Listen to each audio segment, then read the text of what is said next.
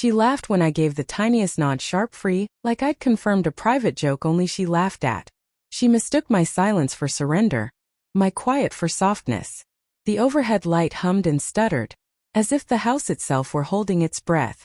She popped a grape into her mouth from a bowl that used to belong to me, and I watched the skin split beneath her teeth. Scarlet juice smeared her lips like sacrament gone rotten.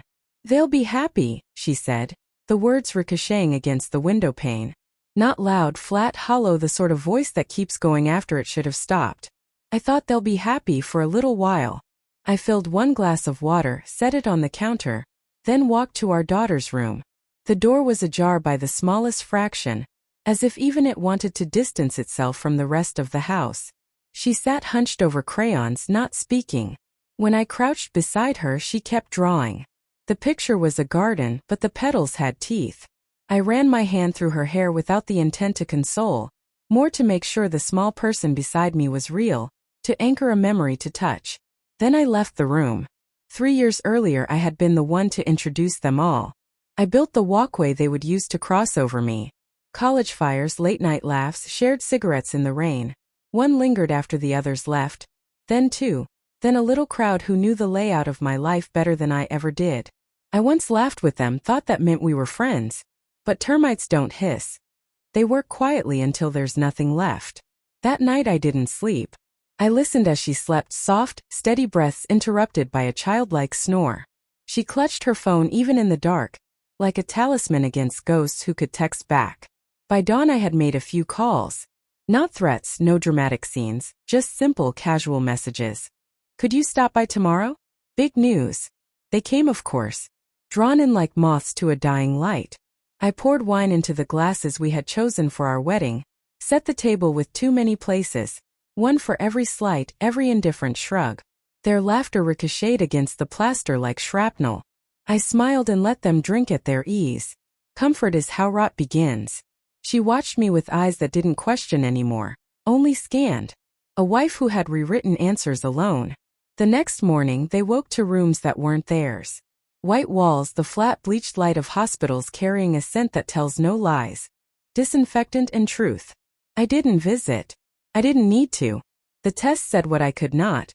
The cold printout spelling out what my voice never had the courage to say. They read the charts, looked at one another, and then at the corners of the room where shadows pooled like unspoken things. Truth rarely arrives with sirens. It settles like mold, invisible until it's everywhere. There's a sickness, I told them, metaphor and fact braided together. Not contagious in the usual sense. Cruel, dormant for years, undetectable unless you know the pattern. I work in research, it was our running joke. "He's the boring one," they'd say about me. Clinical, steady, too calm. But I study patterns. I see the invisible seams. This time I became the seam. 3 days later our daughter padded into the kitchen without asking why the house had fallen silent or why her mother was crying behind a closed door. Children's grief waits until it has a name. She handed me another drawing. The garden in it was closed now, petals folded as if asleep, and in the corner a solitary man stood whole.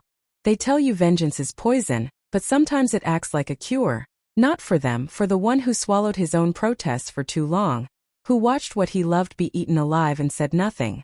One of them called afterward and left a trembling voicemail. You could hear the recognition in his voice. He knew finally what had been inside him. They all did.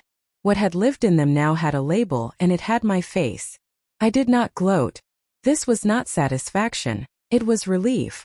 The kind of release that follows a long, unbearable strain. The exhale you didn't know you'd been holding. I burned the bridges on purpose, then watched the water take them. My wife has not spoken since. She moves through the rooms like a stranger and handles objects without remembering why they mattered.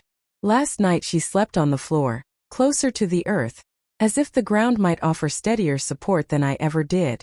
In the attic I keep one envelope. Printed reports, raw data, evidence of the twist she never thought to expect. If our daughter asks someday why I left or why I stayed so long, why the flowers in her picture had teeth, I will explain.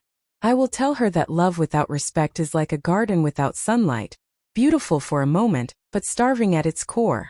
Even the brightest blossom will turn poisonous when kept in shadow. For now I tend to the hush. I water it and let it grow.